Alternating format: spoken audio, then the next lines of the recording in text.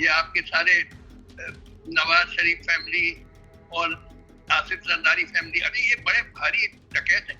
ये सब पैनमा पेपर में खुलासा हुआ है और भी तमाम डॉक्यूमेंट। ये लोग लूट लिया इन लोगों ने पाकिस्तान। और इमरान खान क्या देखिए बैठा है पाकिस्तान में, उसकी कोई प्रॉपर्टी अब्रॉड नहीं है, जो भी है एक घर है वहां बनी गाला में। देखिए वैसा था कि इमरान खान ने कई अमेरिका के खिलाफ बयान दे दिए थे, जिसके वजह से लगता है कि अमेरिकन गवर्नमेंट इनसे बड़ी नाराज और उन्हीं के इशारे पे ये हटाए गए। 80 to 90% Pakistani Janata solidly Imran Khan के साथ है। तो लिहाजा आप कब तक उसको दबाएंगे भाई? एक ही तरीका है कि जल्दी इंतखाब कराइए और Imran Khan is bound to win with a thumping majority और उसको प्राइम मिनिस्टर बनाइए। अदरवाइज आपके यहाँ केओस चलता रहेगा और केओस का मतलब है और बहुत गलत चीजें होंगी। IMF ने दिया है $2 बिलियन या $3 बिलियन, ये तो एक महीने की आपकी इंपोर्ट बिल है। इससे कोई प्रॉब्लम सॉल्व होता है कि आपने भीख मांग ली थोड़ी, तो भीख की खाइए कुछ दिन। अस्सलाम वालेकुम नाज़रीन, आप सियासत डॉट पी के देख रहे हैं। सौरभ बरकत आपसे मुखातिब है। इंडिया के अंदर से इंडियन सुप्रीम कोर्ट के साबिक जज मार्कंडे काटजू साहब हमारे साथ मौजूद है। जस्टिस साहब, सर अस्सलाम वालेकुम। वालेकुम सलाम। जस्टिस साहब, आप दुनिया भर में इंसानी हकूक की बातचीत करते हैं, लेकिन आज जो मणिपुर में हो रहा है, जिस तरह से सर एक मसीह बरादरी की लड़की को नंगा करके वहां पर घुमाया गया और उसकी वीडियोस बनाई गई हैं, इसके ऊपर आपके ट्विटर हैंडल खामोश है सर? नहीं, इस पे मैंने अपने फेसबुक पेज पे डाला है। देखिए हुआ क्या है, वहाँ हमारे यहाँ जो पॉलिटिक्स है बड़ी लो लेवल की चली गई है। वहाँ पे मणिपुर में देखिए एक तो जो प्लेन्स है और उसके अराउंड हिल्स है, तो प्लेन्स पे ज्यादातर रहते हैं लोग जिनको कहते हैं मेती, जो मोस्टली हिंदूज हैं, और पहाड़ों पर रहते हैं ये नागा जो कुकी, जो दे आर ऑल क्रिश्चियन। तो गवर्नमेंट है बीजेपी की गवर्नमेंट मणिपुर में। अब लिहाजा वो जातियां होती है कुकीज और नागास पे, और गवर्नमेंट हेल्प करती है मेती को, क्योंकि मेती वाले उनके वोटर्स हैं। ये पॉलिटिकल बैकग्राउंड है। तो बड़ा अनफॉर्चुनेट हुआ है कि ये पॉलिटिक्स इतनी लो लेवल पे चली गई है कि कुकीज और नागा जो पहाड़ पे रहते हैं मणिपुर में, उन पे उनकी जमीन पे एनक्रोचमेंट कर दिया ये मेतीज ने, और कई जातियां की, और उसी का हिस्सा ये भी है।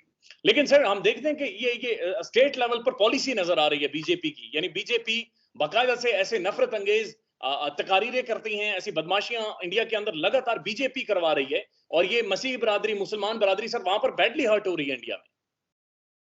भाई मैंने बताया ना कि वहां जो मेतीज हैं जो प्लेन्स पे रहते हैं, they are almost all Hindus, और जो पहाड़ उसके इसके चारों तरफ जो पहाड़ों पे रहते हैं, they are almost all Christian, they are called Nagas या कुकी। तो इन दोनों कम्युनिटीज में हो रहा, और गवर्नमेंट है बीजेपी की गवर्नमेंट, जिसको सपोर्ट है मेतीज का, क्योंकि मेतीज आर हिंदूज। तो यहाँ बड़ा अनफॉर्चुनेट हुआ है जो इंडिया में हो रहा है, वेरी वेरी बैड। और साथ साथ सर हम देख रहे हैं कि जो एक खातून, जिसने बताया जा रहा है अभी तक रिपोर्टेडली कि नेपाल के जरिए वो एक बॉर्डर क्रॉस करके भारत के अंदर गई, सीमा हैदर की मैं बातचीत कर रहा हूँ, उसे बताया जा रहा है कि ये कोई एजेंट है, ये कोई स्पाई है, ये कोई जासूस है जो भारत के अंदर आ गई। देखिए इसके बारे में मुझे जानकारी नहीं है, क्योंकि इस पे इन्वेस्टिगेशन हो रहा है। अब देखिए क्या इन्वेस्टिगेशन से निकलेगा। नहीं, अब बुनियादी तौर पर सर आप नहीं समझते कि जो भारतीय मीडिया इस चीज को प्रोपेगेट कर रहा है, ये चीज बहुत खराब है और ये और ज्यादा दोनों देशों के ताल्लुकात को खराब करेगी? अरे ये एक आइसोलेटेड इंसिडेंट है, ये होती रहती है ऐसे इंसिडेंट, इसमें कोई इसको ज्यादा मैं तवज्जो नहीं देता हूँ। अरे एक औरत चली आई अपने बच्चों को लेके इंडिया में, क्या छोटी सी चीज, इसको ज्यादा एम्फसाइज मत करिए। काजू साहब बराए मेहरबानी साथ ये भी बताएं कि जाहिर आप दुनिया के डायनामिक्स जानते हैं, इमरान खान साहब और पाकिस्तान में एक चीज डिस्कस हो रही है, साइफर के हवाले से दोबारा से गुफ्तगू हो रही है, बातचीत हो रही है। तो आप जो अमेरिका की जो पॉलिसी है, जो डॉक्ट्रिन है बुनियादी तौर पर रिजीम चेंज करने की, तो उसके बारे में आपकी क्या राय? देखिए आप जानते हैं इमरान खान का बड़ा सॉलिड सपोर्टर, जबकि उससे कोई मेरा राब्ता नहीं है, मैं उसको जानता नहीं हूँ, कभी मिला नहीं हूँ, कोई रिश्ता नहीं है, न मेरी जात बिरादरी का है, न मेरी नेशनलिटी का है, रिलीजन का है, मगर वो ईमानदार आदमी है और इसलिए मैं उसको सपोर्ट करता हूँ। जबकि ये पीडीएम वाले they are a gang of dacoits. ये आपके सारे नवाज शरीफ फैमिली और आसिफ जरदारी फैमिली, अरे ये बड़े भारी डकैत है। ये सब पैनमा पेपर में खुलासा हुआ है और भी तमाम डॉक्यूमेंट। ये लोग तो लूट लिया इन लोगों ने पाकिस्तान। और इमरान खान क्या देखिए बैठा है पाकिस्तान में, उसकी कोई प्रॉपर्टी अब्रॉड नहीं है। जो भी है एक घर है वहां बनी गाला में, कोई उसके फॉरेन कंट्री में एसेट्स नहीं है और वो पाकिस्तान में ही है। तो basically he is an honest man, तो लिहाजा मैं उसको सपोर्ट करूंगा। लेकिन काजू साहब इसके ऊपर भी राय देना, जो अमेरिका की डॉक्ट्रिन है, जो पॉलिसी है रिजीम चेंज की, और आप समझते हैं कि ये जो पाकिस्तान के अंदर भी हुआ ये उसी की एक कड़ी है। दो कि इमरान खान साहब इसके बारे में खिताब भी कर चुके हैं, लेकिन आपकी राय जानना चाह रहा हूं मैं। देखिए वैसा था कि इमरान खान ने कई अमेरिका के खिलाफ बयान दे दिए थे, जिसके वजह से लगता है कि अमेरिकन गवर्नमेंट इनसे बड़ी नाराज है और उन्हीं के इशारे पे ये हटाए गए। मगर देखिए मुझे जो मालूम पड़ा 80 to 90% Pakistani Janata solidly Imran Khan के साथ है। तो लिहाजा आप कब तक उसको दबाएंगे भाई? जब vast majority of Pakistani are supporting Imran Khan, तो कैसे आप उसको रोक सकते हैं इलेक्शन में और ये सब उसके अगेंस्ट केसेस, फर्जी केसेस फाइल करके? वो ही is bound to become prime minister again. और सर ये भी बारह पाकिस्तान में गुफ्तगू हो रही है कि 200 से ज्यादा केसेस हैं ज़ाहिर खान साहब के ऊपर, और प्लान यही है कि इमरान खान साहब को इंतखाबात से बाहर रखा जाए। डू यू थिंक सो कि इससे जो एक पॉलिटिकल स्टेबिलिटी का जो कंसेप्ट है डेमोक्रेसी वर्ल्ड में, जमहूरी मुल्कों में, इन इस तरह से कोई पॉलिटिकल स्टेबिलिटी आ सकती है किसी मुल्क में? बिना इमरान खान के पॉलिटिकल स्टेबिलिटी नहीं आ सकती है पाकिस्तान, क्योंकि और कौन लाएगा? पीडीएम लाएगी? कौन लाएगा पॉलिटिकल स्टेबिलिटी? अल्टीमेटली तो सिविलियन गवर्नमेंट होगी ना, और सिविलियन गवर्नमेंट तो सिर्फ इमरान खान की है जो कि एक्सेप्टेबल है जो पाकिस्तानी, जो कि 90% पाकिस्तानी मानते हैं कि वो ईमानदार आदमी।